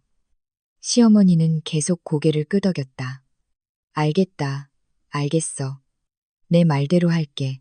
나는 지금 이 순간 그녀가 모든 것에 동의하리라는 것을 알았다. 하지만 그것을 지킬 수 있느냐는 또 다른 문제였다. 우리는 이틀 뒤에 도시로 돌아왔다. 차 안에서 민준 씨는 내 손을 아주 꽉 잡았다. 서연아, 고마워. 나는 대답하지 않고 창밖만 보았다. 가로수들이 마치 내가 다시는 되돌릴 수 없는 지나간 기회들처럼 뒤로 물러나고 있었다. 사흘 뒤 부모님이 오셨다. 이번에는 북적이는 풍경 없이 휠체어에 앉은 시아버지, 작은 가방 하나를 든 시어머니, 그리고 민준 씨가 낮 동안 고용한 간병인 한 분만 있었다. 나는 처음부터 확실히 말했다. 어머님, 아버님은 작은 방을 쓰세요. 간병인 분이 오전 8시부터 오후 6시까지 아버지를 돌봐주실 거예요. 저녁에는 저와 민준 씨가 도울게요. 집안 물건은 함부로 옮기지 마시고 모든 일은 저에게 먼저 물어봐 주세요. 시어머니는 고개를 끄덕였다. 알겠다. 명심할게. 처음 며칠은 모든 것이 계획대로 진행되었다. 간병인은 아버지를 세심하게 돌봤고 시어머니는 내 허락 없이는 주방에 손대지 않았다. 시아버지는 얌전히 물리치료를 받았고 민준 씨는 정시에 퇴근해서 아버지를 씻기고 소변통을 비우고 방을 청소하는 것을 도왔다. 나는 조금씩 숨을 쉴 수 있었다. 하지만 열흘째 되던 날 내가 일찍 퇴근해보니 주방에서 큰 냄비에 죽이 끓고 있었다. 시어머니가 그릇에 죽을 퍼 담고 있었다. 내 아버지, 죽 끓이는 중이다. 그녀가 말했다. 나는 어질러진 주방을 보며 마음이 차가워졌다. 어머님, 모든 일은 저에게 먼저 물어보시기로 했잖아요. 시어머니가 한숨을 쉬었다. 네가 일하느라 피곤해 보여서 내가 한 건데 뭘 그렇게 예민하게 구니? 뭘 그렇게 예민하게 군이라는 그 한마디가 나를 찔렀다. 예전에 그 말들과 똑같았다. 그날 저녁 나는 민준 씨에게 말했다. 봤어요. 모든 게 예전으로 돌아가고 있어요. 민준 씨는 침묵했다. 어머니는 그냥 죽을 끓이신 거야. 나는 그를 보았다.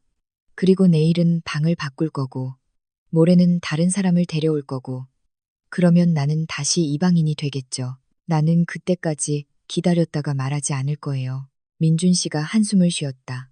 내가 어머니께 다시 말씀드릴게. 하지만 다시 말하는 것만으로는 충분하지 않았다. 사흘 뒤 나는 퇴근해서 거실에 앉아 있는 민수를 발견했다. 아버지 뵈러 왔어요. 민수가 말했다. 나는 그를 보았다. 심장이 거세게 뛰었다. 연락도 없이 민수가 웃었다. 잠깐 들른 건데요. 뭐, 아버지가 편찮으신데. 나는 침실로 들어가 문을 닫았다. 내 경계선이 다시 시험받고 있다는 것을 알았다. 그날 저녁 나는 온 가족을 불러 모았다. 다시 한번 말씀드릴게요. 아무도 여기서 자고 갈 수 없어요. 민수 씨도 마찬가지예요. 만약 이 일이 반복되면 저는 아버님 어머님을 위해 따로 지낼 곳을 임대할 거예요. 시어머니가 울음을 터뜨렸다. 서연아, 네가 어떻게 그렇게 악독할 수가 있니? 나는 입술을 깨물었다. 눈물이 터져 나왔다. 저는 악독한 게 아니에요. 저 자신을 구하려는 거예요. 방 전체가 침묵에 잠겼다. 민준 씨가 내 손을 잡았다. 서연이 말이 맞아. 나는 서연이 말대로 할 거야. 나는 그를 보았다. 그 순간 나는 이 결혼이 아주 얇은 줄 위를 걷고 있다는 것을 알았다. 그가 단 한 번만 더 헛디디면 나는 손을 놓을 작정이었다. 그날 저녁 대화 이후 집은 돌처럼 무거운 침묵에 빠졌다. 시어머니는 더 이상 주방을 드나들지 않았고 시아버지는 작은 방에 누워 말이 더 없어졌다. 내가 그의 재활을 도울 때마다 그는 더 이상 폐를 끼치기 싫다는 듯 내 시선을 피했다. 민준 씨는 눈에 띄게 조용해졌다. 퇴근하면 바로 아버지 방으로 들어가 간병인을 돕고 침대 옆에 오랫동안 말없이 앉아 있었다. 나는 모든 것이 내가 정한 경계선에 따라 점차 안정될 것이라고 생각했다. 하지만 인생은 결코 모든 것을 그대로 두지 않았다. 어느 금요일 오후 나는 일찍 퇴근해서 마트에 들러 저녁거리를 샀다. 승강기에 막 들어섰을 때 민수에게서 전화가 왔다. 망설이다가 전화를 받았다. 형수님, 아직 퇴근 안 하셨어요? 민수의 목소리가 다급했다. 지금 들어가는 길이야. 무슨 일인데? 아버지가 재활하시다가 쓰러지셨어요. 어머니가 너무 놀라서 저한테 전화하셨고요. 제가 아버지를 집 근처 병원으로 모셨어요. 내 손에 들려있던 장바구니가 바닥으로 떨어졌다. 계란이 깨져 굴러다녔다. 어느 병원이야? 내가 떨리는 목소리로 물었다. 미래병원이요. 오실 수 있으세요? 나는 거의 뛰다시피 했다. 집에 들를 틈도 없이 바로 택시를 타고 병원으로 향했다. 머릿속에는 온갖 최악의 시나리오가 떠올랐다. 무서웠다. 시부모님과 갈등이 있었지만 그가 쓰러졌다는 소식을 들으니 심장이 철렁했다. 내가 도착했을 때 시아버지는 이동식 침대에 누워 링거를 맞고 있었다. 얼굴이 창백했다. 시어머니는 옆에 앉아 눈이 퉁퉁 붓도록 울고 있었다. 민준 씨는 침대 발치에 서서 두 손을 꽉 쥐고 있었고 얼굴은 하얗게 질려 있었다. 민수는 벽에 기댄 채 고개를 숙이고 있었다. 의사가 나와서 말했다. 무리한 운동으로 혈압이 급격히 떨어졌습니다. 다행히 빨리 오셔서 괜찮습니다. 당분간은 무리한 재활은 피하고 안정을 취해야 합니다. 시어머니가 흐느꼈다. 나 때문이야. 내가 빨리 나으라고 너무 무리하게 시켰어. 나는 다가가 시어머니의 어깨에 손을 얹었다. 어머님, 자책하지 마세요. 지금은 아버님이 안정을 찾는 게 중요해요. 시아버지가 눈을 뜨고 나를 보았다. 서연아, 내 시어머니 원망하지 마라. 나 때문에 너무 걱정해서 그런 거다. 나는 몸을 숙여 그의 손을 잡았다. 원망 안 해요, 아버님. 그날 저녁, 우리는 아버지를 집으로 모셔왔다. 나는 며칠 휴가를 내고 간병인과 함께 아버지를 돌봤다. 그날 밤 나는 잠들지 못했다. 얇은 벽 너머로 들려오는 아버지의 거친 숨소리를 들으며 안타까움과 피로감을 동시에 느꼈다. 다음 날 아침 나는 일찍 일어나 죽을 끓였다. 아버지 방으로 가져가니 시어머니가 이미 눈이 내탄 채 앉아 있었다. 서연아, 내가 할게. 어머님 쉬세요. 제가 할 수 있어요. 시어머니는 나를 보았다. 예전의 날카로움이 사라진 낯선 눈빛이었다. 서연아, 내가 너한테 못되게 굴었지. 미안하다. 나는 얼어붙었다. 그녀가 그런 말을 할 줄은 몰랐다. 나는 이제껏 이 집이 내 아들 집이라고 생각해서 내 마음대로 하려고 했어. 그런데 어제 내 아버지가 쓰러지는 걸 보고 깨달았다. 나랑 내 아버지는 늙었고 이제 두 아들 말고는 아무것도 가진 게 없다는 걸. 내가 너를 더 이상 힘들게 하면 안 되는 거였어. 내 눈물이 죽그릇 위로 떨어졌다. 어머님, 저는 어머님을 미워하는 게 아니에요. 단지 존중받고 싶었을 뿐이에요. 시어머니가 고개를 끄덕였다. 이제는 더 이상 내 경계를 넘지 않을게 약속한다. 그 약속이 얼마나 갈지는 몰랐지만 그 순간만큼은 그녀가 진심이라고 믿었다. 사흘 뒤 아버지의 상태가 나아졌다.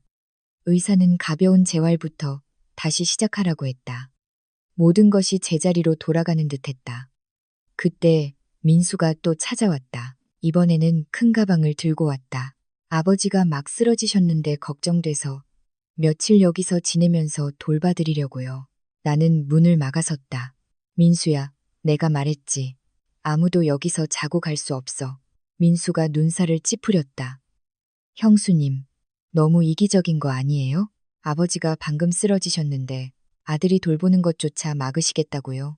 나는 그를 보며 차가운 목소리로 말했다. 낮에 와서 아버지를 돌보는 건 괜찮아. 하지만 밤에는 돌아가. 이게 내 경계선이야. 민수가 민준 씨를 돌아보았다. 형, 아무 말도 안 할 거야. 민준 씨가 어쩔 줄 몰라 했다. 민수야, 형수님 말씀대로 해. 민수의 얼굴이 붉어졌다. 형은 형수님이 그렇게 무서워. 아버지가 저 지경인데도 저 여자 말만 들을 거야? 저 여자라는 말에 심장이 찔리는 것 같았다. 민수야, 당장 나가. 내가 말했다. 민수가 가방을 바닥에 던졌다. 형수님, 진짜 너무하시네. 아버지를 아끼는 마음도 없어요? 나는 대답하지 않고 방으로 들어가 문을 닫았다. 밖에서 민수가 중얼거리는 소리와 문이 세게 닫히는 소리가 들렸다. 그날 저녁 민준 씨가 내 방으로 들어왔다. 서연아, 미안해. 민수가 성격이 급해서 그래. 나는 피곤하게 웃었다. 민준 씨, 보여요? 무슨 일만 생기면 내 경계선은 시험당하고 가장 먼저 흔들리는 사람은 항상 당신이에요. 민준 씨는 고개를 숙였다. 양쪽 모두를 만족시킬 방법을 모르겠어. 나는 그를 보며 조용히 말했다. 모두를 만족시키는 방법은 없어요. 당신은 한쪽을 선택해야만 해요. 당신의 작은 가정이냐, 아니면 당신의 원래 가정이냐. 민준 씨는 오랫동안 침묵했다. 다음 날 나는 다시 출근했다.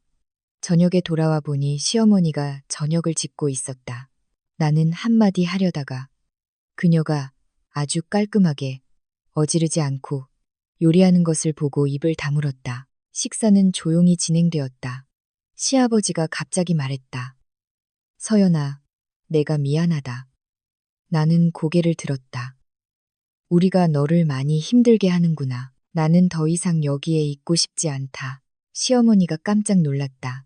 영감, 무슨 소리예요? 시아버지가 시어머니의 손을 잡았다.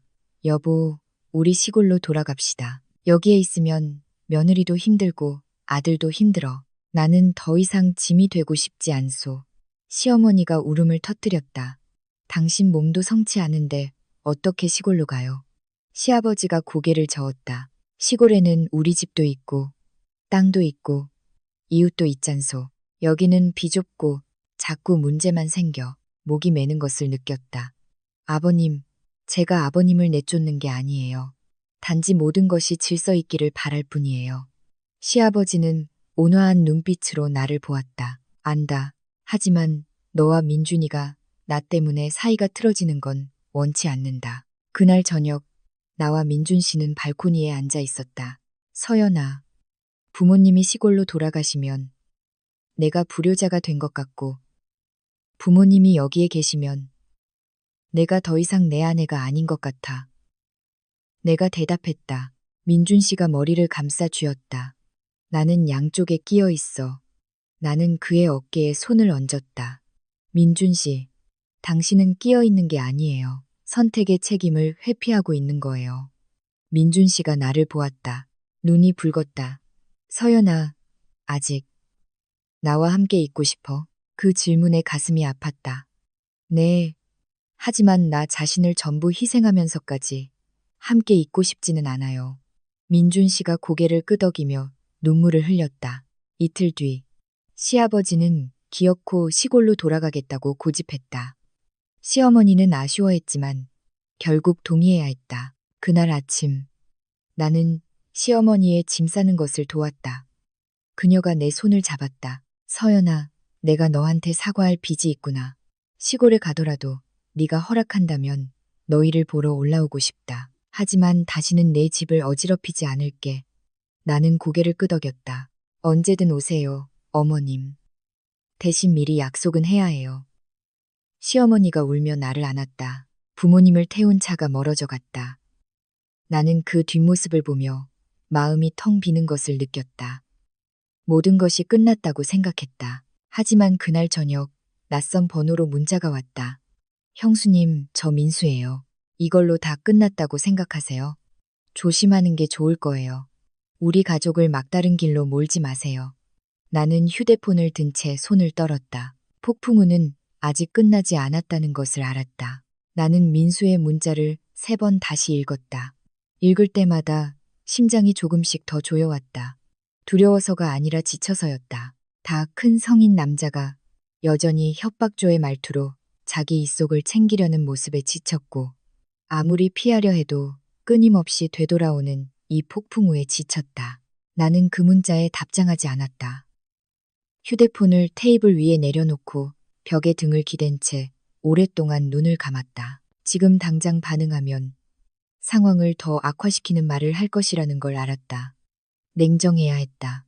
욕실에서 나온 민준 씨가 굳어있는 나를 보았다. 서연아, 왜 그래? 나는 그에게 휴대폰을 건넸다.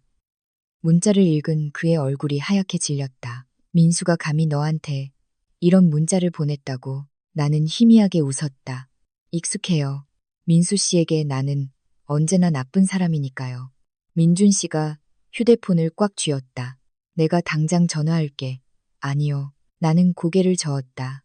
지금 전화하면 내가 당신을 부추겨서 가족과 연을 끊게 만들었다고 말할 빌미만 줄 뿐이에요. 민준 씨는 침묵했다. 그가 갈등하고 있다는 것을 알았다. 동생의 무례함에 화가 나면서도 한편으로는 그를 안쓰러워하고 있었다. 그날 밤 나는 잠들지 못했다. 우리 가족을 막다른 길로 몰지 마세요. 라는 문장이 머릿속을 맴돌았다. 내가 누구를 막다른 길로 몰았단 말인가. 나는 그들의 방문을 막지 않았고 시부모님을 길거리로 내쫓지도 않았으며 약값을 대주는 것을 거절하지도 않았다. 나는 단지 내 삶의 최소한의 경계선을 지켰을 뿐이다. 그런데도 민수의 눈에 나는 여전히 악인이었다. 다음 날 아침 나는 멍한 상태로 출근했다. 보고서에서 평소에는 절대 하지 않을 작은 실수를 2번이나 했다. 점심때쯤 전화가 다시 울렸다. 시어머니였다. 서연이냐? 네. 어머님, 민수가 방금 나한테 전화했다. 네가 우리를 시골로 쫓아내서 아버지가 더 위독해졌다고 하더구나. 네가 시댁을 무시한다고. 나는 눈을 감았다. 올 것이 왔다고 생각했다. 어머님, 저는 쫓아낸 게 아니에요. 아버님께서 스스로 돌아가시겠다고 하셨어요. 전화기 저편에서 잠시 침묵이 흘렀다. 나도 안다. 하지만 민수가 화가 나서 막말을 하더구나. 내가 너한테 전화한 건 마음에 담아두지 말라고 하려고. 걔가 아직 어려서 성질이 급해서 그래. 나는 슬프게 웃었다. 저보다 겨우 몇 살 많을 뿐인데요. 어머님. 시어머니가 한숨을 쉬었다. 서연아, 나도 더 이상 집안에 분란이 생기는 걸 원치 않는다. 내가 조금만 참아주면 안 되겠니? 내가 조금만 참아달라는 그 말에 마음이 무겁게 가라앉았다. 또 내가 참아야 했다. 어머님, 저는 지금까지 계속 참아왔어요. 제가 잘못한 건 그가 밤새 머무는 것을 허락하지 않은 것뿐인데 제가 틀렸나요? 시어머니는 침묵하더니 작게 말했다. 아니, 네가 틀리지 않았다. 하지만 나는 민수가 무슨 짓을 저지를까봐 무섭구나. 나는 멈칫했다. 무슨 짓이라니요?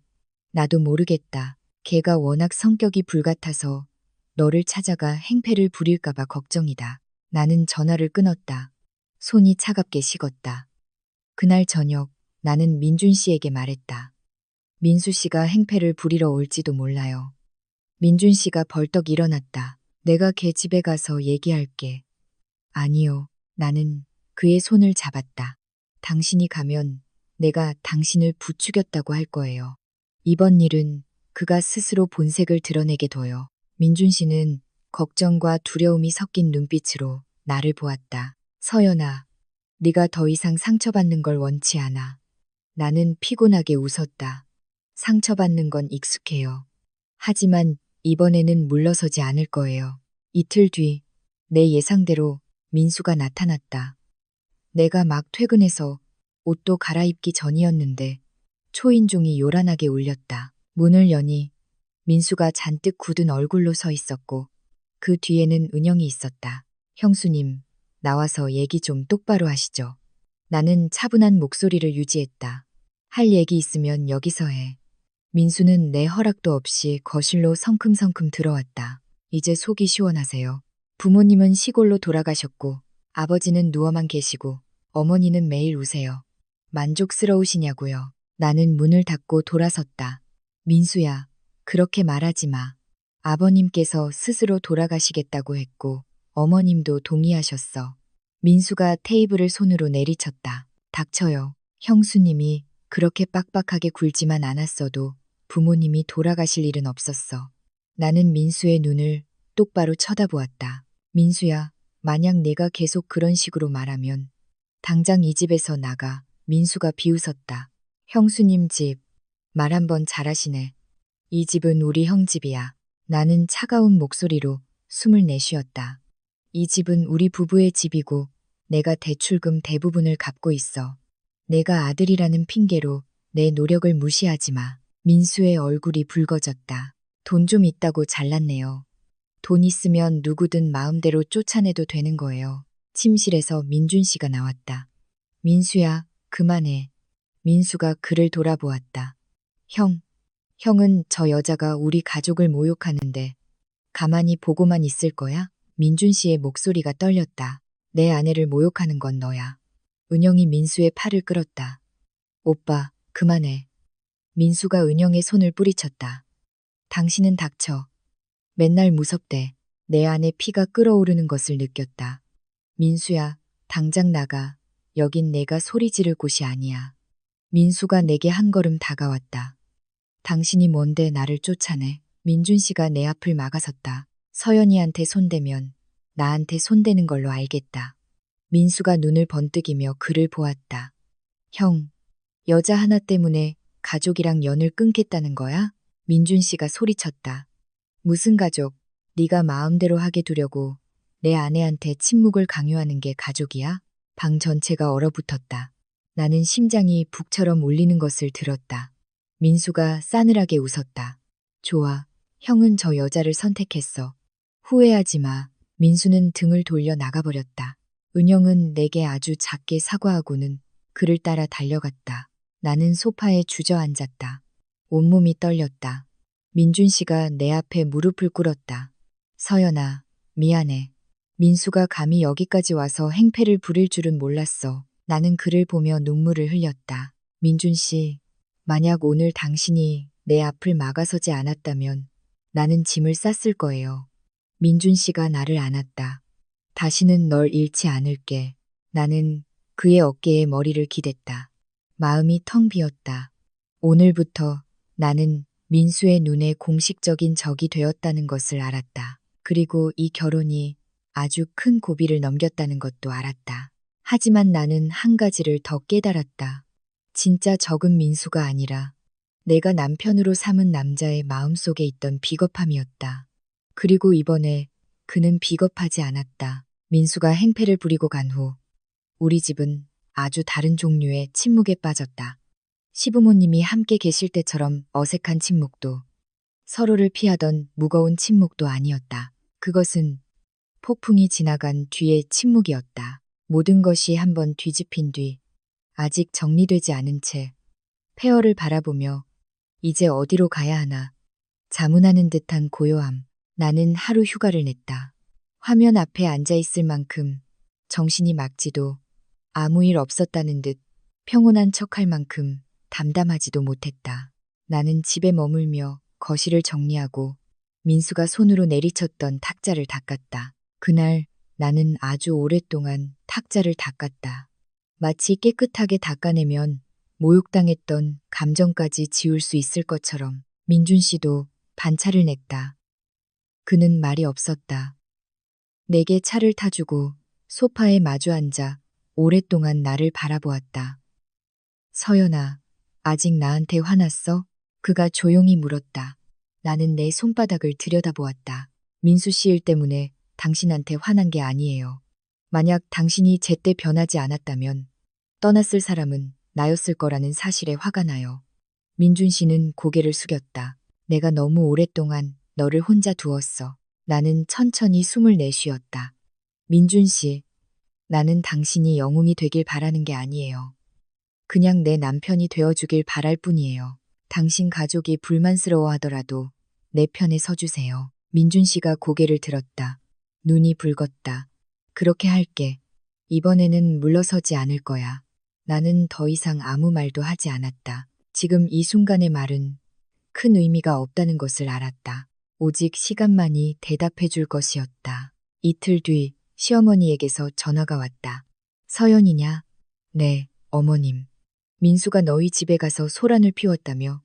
나는 잠시 침묵했다. 네, 전화기 저편에서 아주 긴 한숨 소리가 들렸다. 나한테 전화했더라.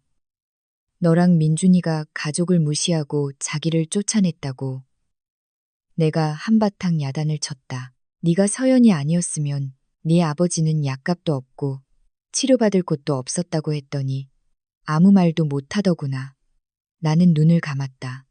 민수 편을 드는 건 아니지만 나도 걔를 어떻게 해야 할지 모르겠다. 시어머니의 목소리에서 피곤함이 느껴졌다. 어머님, 저는 가족과 연을 끊고 싶은 게 아니에요. 단지 제 집에서 모욕당하는 것을 받아들일 수 없을 뿐이에요. 시어머니는 침묵하더니 작게 말했다.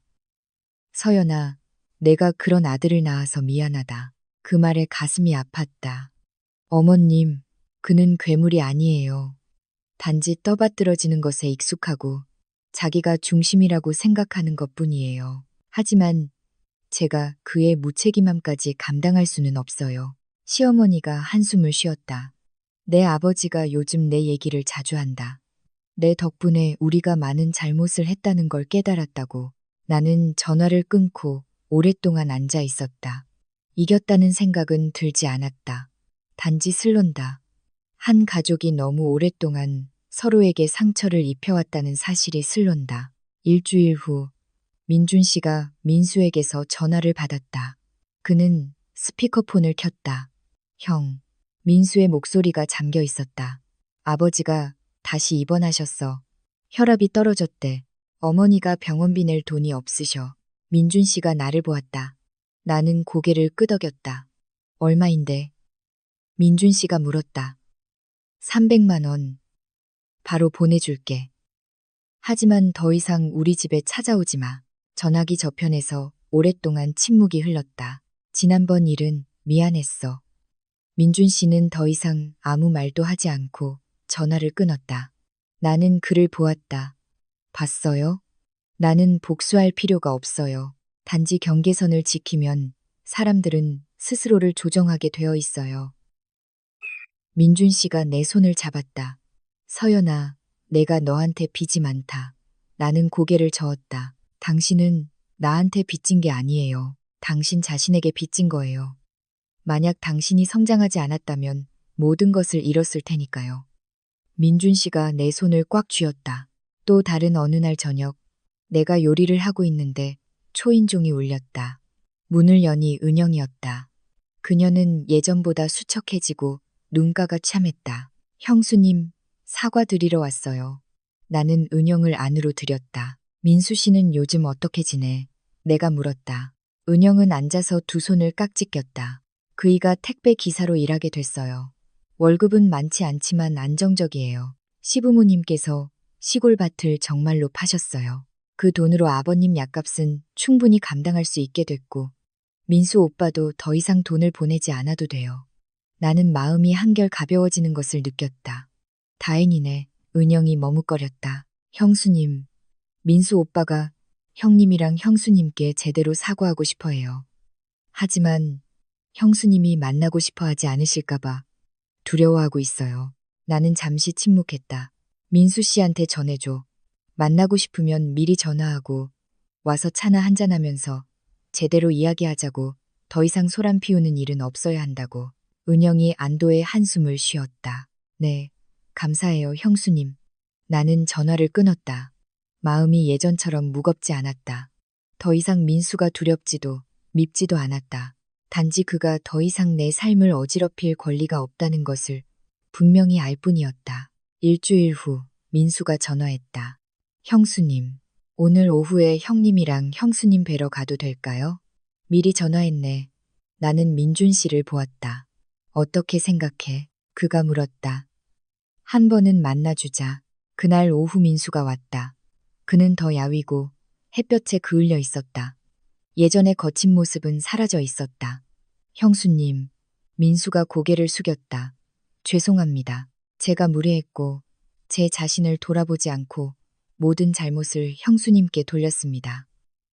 나는 민수를 오랫동안 쳐다보았다. 민수야, 네가 나를 불편하게 한 것에 대해 사과할 필요는 없어. 네가 네 형의 아내인 나를 존중하지 않은 것에 대해 사과해야 해. 민수가 고개를 끄덕였다. 형의 아내인 형수님을 존중하지 않은 점 죄송합니다. 그 말은 서툴렀지만 진심으로 들렸다. 민준 씨는 내 옆에 말없이 앉아 있었다. 나는 널 미워하지 않아. 내가 말했다. 하지만 잊지도 않을 거야. 앞으로는 경계선을 잘 지켜. 너는 내 시동생이지. 이 집 주인이 아니야. 민수가 아주 작게 내라고 대답했다. 만남은 조용히 끝났다. 민수가 돌아갔을 때 나는 더 이상 마음이 무겁지 않았다. 마치 오래된 원이 하나 닫힌 기분이었다. 한 달 후 시아버지가 다시 입원했다. 이번에는 위험하지 않았고 정기 검진이었다. 시어머니가 내게 전화했다. 서연아, 우리 이틀 정도 도시에 올라가야겠다. 네, 아버지가 도립병원에서 검진을 받아야 해서 너희한테 패 끼치고 싶지는 않은데 병원 근처 숙소는 방이 다 찼구나. 나는 민준 씨를 보았다. 어머님, 아버님, 이틀 정도는 괜찮아요. 대신 약속하신 날짜에 꼭 돌아가셔야 해요. 모든 게 예전처럼 돌아가는 건 원치 않아요. 시어머니가 바로 대답했다. 알겠다. 오래 있지 않을게. 시부모님이 올라오셨다.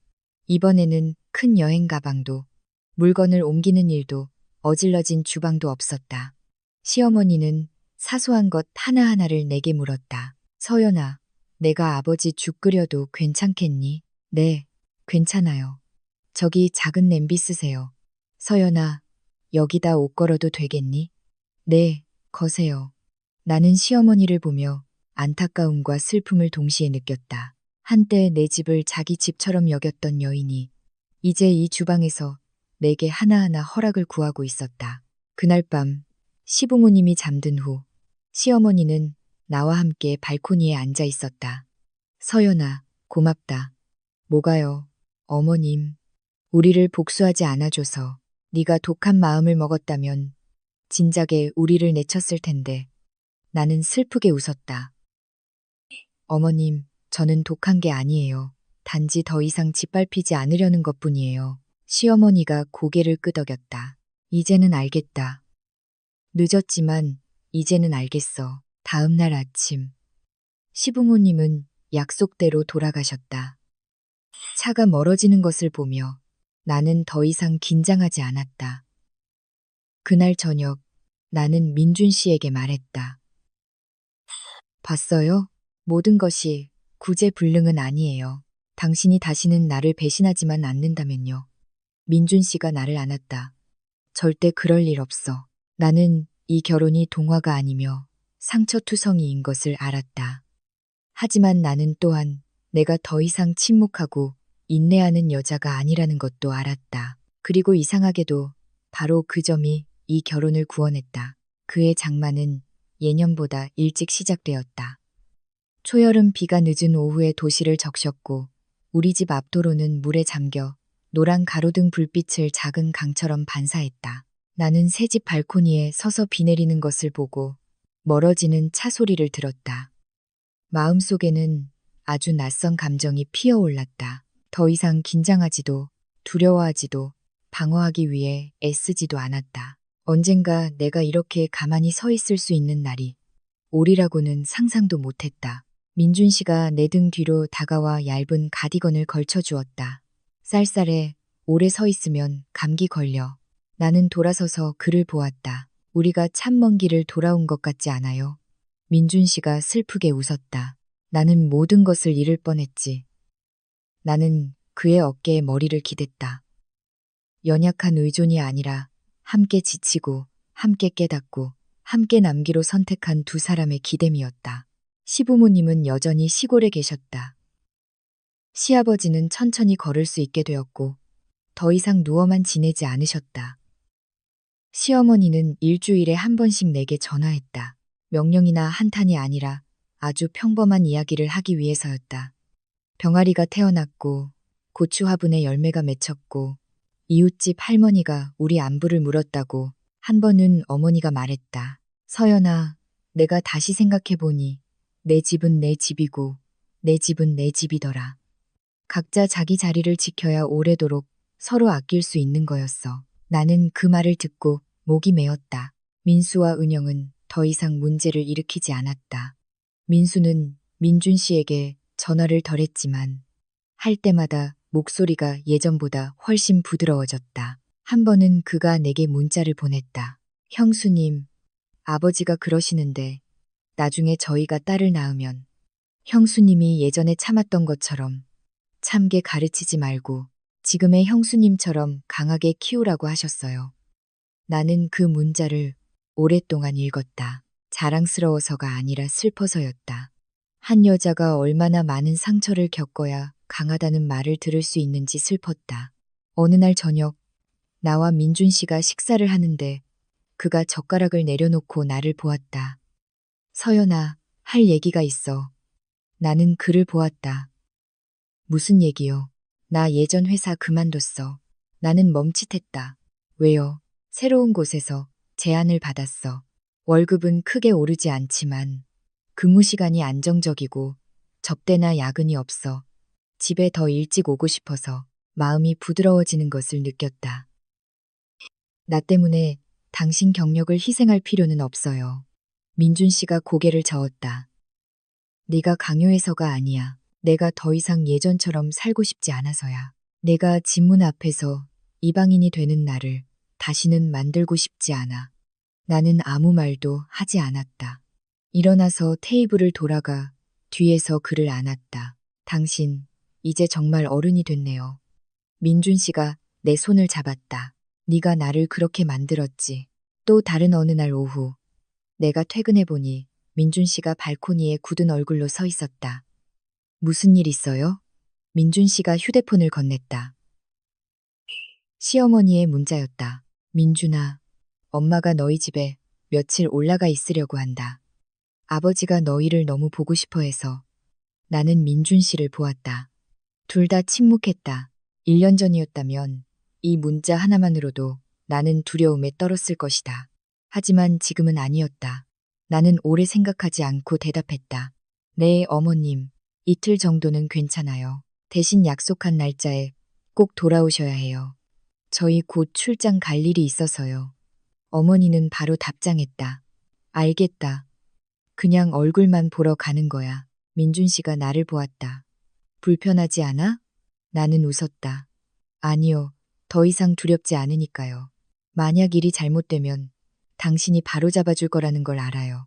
민준 씨가 내 손을 아주 꽉 잡았다. 시부모님은 정확히 이틀을 머물다 가셨다. 큰 여행 가방도, 물건을 옮기는 일도, 어질러진 주방도 없었다. 시어머니는 주방에서 사소한 것 하나하나를 내게 물었고, 시아버지는 발코니에 앉아 비를 보며 아주 조용히 말했다. 서연아, 너희가 헤어지지 않아서 다행이다. 나는 그의 옆에 앉았다. 아버님, 저희 헤어질 뻔했어요. 시아버지가 한숨을 쉬었다. 안다. 우리 이기심 때문이었지. 나는 고개를 저었다. 저희가 더 일찍 말하지 못해서예요. 그날 밤 시부모님이 잠든 후 민준 씨가 뒤에서 나를 안았다. 서연아, 나를 떠나지 않은 거 후회하지 않아? 나는 잠시 생각했다. 후회했던 날들도 있었어요. 하지만 지금은 아니에요. 민준 씨가 내 손을 꽉 쥐었다. 내가 조금만 더 늦었더라면 너는 이미 떠났을 거라는 걸 알아. 나는 돌아서서 그를 보았다. 내가 떠나지 않은 건 내가 약해서가 아니에요. 당신이 제때 올바른 선택을 했기 때문이에요. 민준 씨가 고개를 끄덕였다. 다음 날 아침, 시부모님은 약속대로 돌아가셨다. 차가 멀어지는 것을 보며 나는 오랫동안 문 앞에 서 있었다. 민준 씨가 물었다. 무슨 생각해? 나는 대답했다. 만약 그날 내가 한 번만 더 참았다면 오늘 나는 여기에 서 있지 못했을 거라고 생각해요. 민준 씨는 침묵했다. 또 다른 어느 날 저녁, 친정 어머니에게서 전화가 왔다. 서연아, 잘 지내니? 네, 엄마, 너희 부부 이혼할 뻔했다는 소문이 들리던데 나는 슬프게 웃었다. 그럴 뻔했죠, 엄마. 후회는 안 하니? 나는 민준 씨가 화분에 물을 주고 있는 발코니를 보았다. 남기로 한 걸 후회하지는 않아요. 너무 오랫동안 참았던 걸 후회할 뿐이에요. 어머니가 한숨을 쉬었다. 딸아, 여자는 참는다고 현명한 게 아니란다. 자기 자신을 지킬 줄 알아야 해. 나는 어머니가 보지 못했지만 고개를 끄덕였다. 1년 후, 나는 임신 사실을 알았다. 임신 테스트기를 들고 손을 떨었다. 두려워서가 아니라 이 일이 1년만 더 일찍 일어났더라면 나는 아이를 지킬 용기가 없었을 것이라는 걸 알았기 때문이었다. 나는 테스트기를 민준 씨에게 건넸다. 그는 그것을 보고 아이처럼 울음을 터뜨렸다. 서연아, 이거 진짜야? 나는 함께 눈물을 흘리며 고개를 끄덕였다. 진짜야. 민준 씨가 나를 꽉 안았다. 약속할게.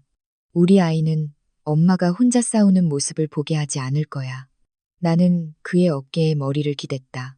그 약속 꼭 지켜요. 우리는 시부모님께 소식을 알렸다. 시어머니는 전화기 너머로 흐느꼈다. 서연아, 내가 너를 고생시켜서 미안하다. 약속하마. 나는 절대 까다로운 시어머니가 되지 않을게. 나는 눈물 속에서 웃었다. 어머님, 저를 존중해 주시기만 하면 돼요. 그것으로 충분해요. 시아버지가 떨리는 목소리로 말했다. 서연아, 네가 이 가정을 지켰다. 나는 고개를 저었다. 아니에요, 아버님. 저는 제 자신을 지켰을 뿐이에요. 이 가정이 지켜진 건 모두가 변했기 때문이에요. 그날 밤 나는 침실에 누워 배에 손을 얹고 창밖의 빗소리를 들었다. 1년 전 집문 앞에 서서 가득 쌓인 낯선 신발들을 보고 깜짝 선물이야 라고 말하던 남편을 마주했던 박서연을 생각했다. 나는 그녀에게 한마디 해주고 싶었다. 두려워하지 마. 강해져. 내 목소리를 내. 너 자신을 지켜. 만약 그들이 너를 사랑한다면 변할 거야. 만약 변하지 않는다면 너에게는 다른 길이 있을 거야. 나는 눈을 감고 미소 지었다. 이 결혼은 동화가 아니었다. 상처투성이었다. 하지만 바로 그 상처들이 내게 한 가지를 가르쳐 주었다. 여자는 너무 강해서 남편을 잃는 것이 아니다. 여자는 너무 많이 참아서 자기 자신을 잃을 뿐이다. 그리고 한 여자가 감히 자신의 경계선을 지킬 때 그녀를 둘러싼 세상은 그녀를 존중하는 법을 배울 수밖에 없다.